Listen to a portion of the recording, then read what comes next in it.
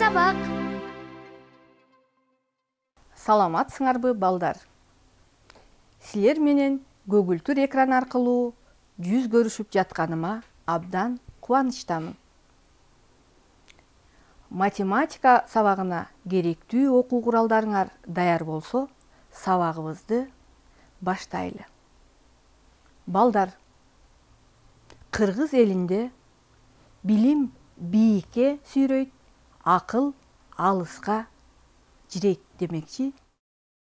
Билим алууга умтулсаңар, көп ийгиликтерге жетишесиңер. Акыл калчап иш кылсаңар, үзүрүн көрөсүңөр. Адам ар дайым сабырдуу, чыдамкай болсо, ал сөзсүз бийиктиктерди багындырат. Силер да сабакка жакшылап көңүл буруп, тырышчаактык менен аракет кылгыла. Мен силерге сабактагы ийгиликтерди каалайм. Азыр сабагыбызды баштаардан мурун бир аз ой жүгүртүп алалы. Анда жакшылап кулак салгыла. Төмөнкү жазуулардын кайсынысы туюнтма болуп эсептелет? Кана ойлонобуз. Азаматсыңар. Силер туура таптыңар. Туура жооп Г варианты. Кийинки суроого көңүл буралы. 260 санынан 100 менен 35-тин суммасын кемитүү керек. Кайсы туюнтма туура түзүлгөн? Ойлонобуз.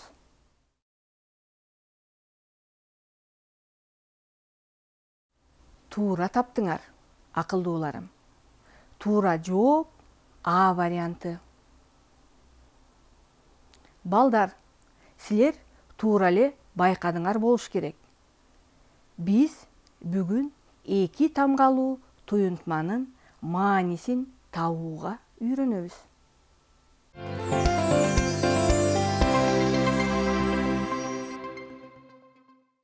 Келгиле, бир аз ойноп алалы. Оюнубуздун аты кайсынысы ашыкча. Бул жерде 4 жооп турат. Жакшылап ойлонобуз. Чын эле кайсынысы ашыкча? Азаматсыңар. Ооба, бул жерде 18 чоң 17ден деген жазуу ашыкча.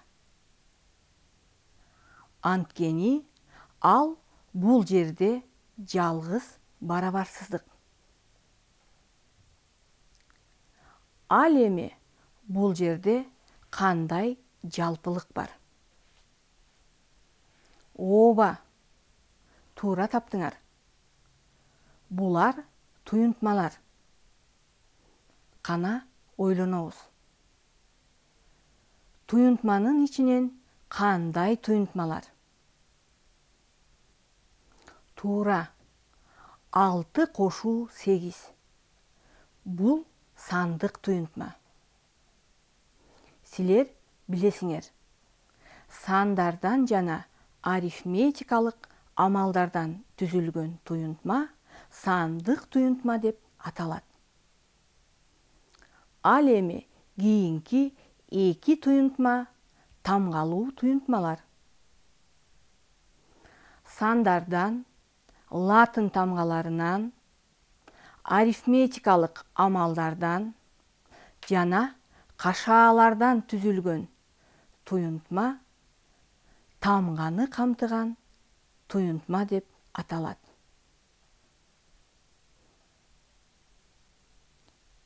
Эми болсо туюнтмаларды топторго бөлөлү. Бул жерде жөнөкөй жана татаал туюнтмалар деп экиге бөлсөк болот. Биринчи туюнтма бир амалдан турат. Ошондуктан ал жөнөкөй туюнтма. Экинчи, үчүнчү туюнтмалар татаал туюнтмалар. Анткени алар эки же андан көп амалдан турду. Дагы кандай топторго бөлсөк болот? Ооба, бир тамгалуу туюнтма жана эки тамгалуу туюнтма деп да бөлсөк болот. Биринчи жана экинчи туюнтмада бир тамга камтылган. Ал эми үчүнчү туюнтмада эки тамга камтылган. Бүгүн биз ушул эки тамга камтылган туюнтмага көбүрөөк көңүл бурабыз.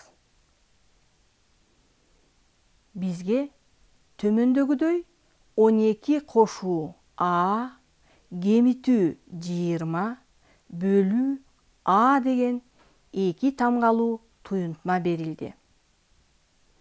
Бул жерде А барабар 5 болгондогу маанисин эсептешибиз керек. Биз менен кошо Айбек менен Айгүл да эсептешет. Кана биз Айгүл менен Айбектин туюнтмаларынын маанилерин карайлы. Айбектин туюнтмасынын мааниси 18. Айгүлдүкү 13 болуптур. Анда текшерип көрөлү. Кимиси туура чыгарган? Балдар, силер тамганы камтыган туюнтмаларды чыгаруу тартибин билесиңер. Анда баштайлы. Биринчи туюнтманы көңүл коюп окуп чыгуу керек. Кана чогуу окуйлу. 12 кошуу А кемитүү 20 бөлүү А. Экинчи тамганын маанисин жазуу керек. А барабар 5. Үчүнчү тамганын маанисин туюнтмага коебуз. 12 кошуу 5 кемитүү 20 бөлүү 5. Эми эсептейбиз. Бул жерде татаал туюнтмалардагы амалдарды аткаруу тартиби боюнча чыгарып баштайбыз. 20 менен 5тин тийиндиси 4 болот. 12 менен 5тин суммасы 17 болот. 17 менен 4түн айырмасы 13. Демек, туюнтманын мааниси 13кө барабар болду.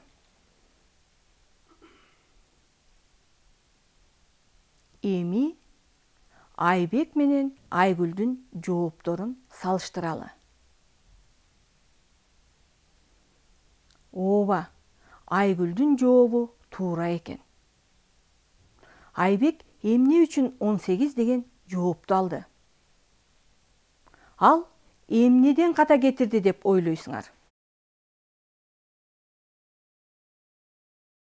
Жаныңарда ким болсо, Айбектин эмнеден ката кетиргенин түшүндүрүп бергиле.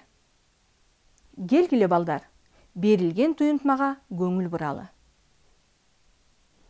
Бул жерде Y тамгасы 2 жолу кирген. Демек, туюнтмага тамганын маанисин 2 жолу ордуна коюп эсептеш керек. Биз жогоруда эстеп кеткен тамгалуу туюнтманы аткаруу тартиби боюнча иштеп баштайбыз. Биринчи 2 тамганы камтыган туюнтманы окуйбуз. 1268'den Y менен 212'nin summasın кемит. Экинчи, тамганын маанисин жазабыз. Y барабар 5-ке. Үчүнчү, тамганын маанисин 2 жолу ордуна туюнтмага коебуз. 1268 кемитүү кашааны ачабыз. 5 кошуу 212. Кашааны жабабыз. Көбөйтүү 5. Эми эсептеп баштайбыз. Татаал туюнтмаларды аткаруу тартиби кандай болсо, ошол аткаруу тартиби боюнча иштейбиз. Биринчи, кашаанын ичиндеги амал аткарылат. Экинчи, көбөйтүү амалы. Үчүнчү, кемитүү амалы аткарылат. Биз амалдардын аткаруу тартибин белгилеп алдык. Эгерде туюнтмадагы сандар чоң болсо, амалдарды мамыча түрүндө жазып аткарабыз. Биринчи, кашаанын ичиндеги кошуу амалын аткарабыз. 5-ке 212'ni кошсок, сумма 217'ге барабар болду. Экинчи амал кашаанын сыртындагы көбөйтүү амалы. 217'ге 5'ти көбөйтөбүз. 7 менен 5'тин көбөйтүндүсү 35. 5'ти бирдиктин астына жазып, 3 ондукту көңүлдө дейбиз. 1 ондук менен 5'ти көбөйтсөк, 5. Көңүлдөгү 3 менен 8 ондук болот. Аны ондуктун астына жазабыз. Эми 2 жүздүк менен 5'ти көбөйтсөк, көбөйтүндү 10 болду. Ошентип 217 менен 5'тин көбөйтүндүсү 1085'ке барабар. Үчүнчү амал кемитүү амалы. 1268'ден 1085'ти кемитебиз. 8 менен 5'тин айырмасы 3. 6 ондуктан 8 ондук кемитилбейт. Жүздүктү майдалайбыз. 16 ондук болуп калды. 16 ондуктан 8 ондукту кемитсек, 8 ондук. Жүздүктөрдү кемитебиз. 2 жүздүктүн бирин майдалаганбыз. 1 жүздүк менен 0'дүн айырмасы 1 болот. 1 миңдик менен 1 миңдиктин айырмасы 0. Эң чоң разряддагы 0 жазылбайт. Ошентип, айырма 183'кө барабар болду. Бул 183 ушул туюнтманын мааниси болот. Кийинки тапшырмага көңүл буралы. 103 менен K'нын суммасын 55 менен K'нын айырмасына көбөйтүү туюнтмасынын K барабар 6, 8 болгондогу маанилерин эсептеп салыштыр дейт. Биринчи, биз туюнтманы чогуу окуйлу. 103 менен K'нын суммасын 55 менен K'нын айырмасына көбөйт. Экинчи, тамганын маанилерин жазып алышыбыз керек. K 6 жана 8'ге барабар. Башкача айтканда, K'га 2 жолу маани беребиз. Андан кийин тамганын маанисин туюнтмага коебуз. Биз биринчи туюнтмада К'нын ордуна 6 деген маанини беребиз. Кашааны ачабыз. 103 кошуу А кашааны жабабыз. Көбөйтүү. Кайра кашааны ачабыз. 55 кемитүү 6. Кашааны жабабыз. Бул 3 амалдан турган туюнтма болду. Биринчи кашаанын ичин иштейбиз. 103 менен 6нын суммасы 109га барабар болду. Эми экинчи кашаанын ичин иштейбиз. 55 менен 6нын айырмасы 49. Үчүнчү амалда эки кашаадан чыккан сандарды көбөйтөбүз.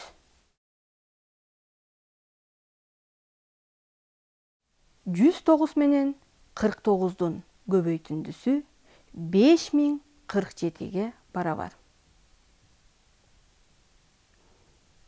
Туюнтмага тамганын экинчи маанисин, башкача айтканда 8ди коебуз. 103 менен 8дин суммасы 111. 55 менен 8дин айырмасы 47. 111 менен 47нин көбөйтүндүсү 5217ге барабар болду. Эми эки туюнтманын маанилерин жазып, салыштырабыз. 5047 кичине 5217ден. Азаматсыңар балдар. Биз экинчи тапшырманы да аткарып койдук.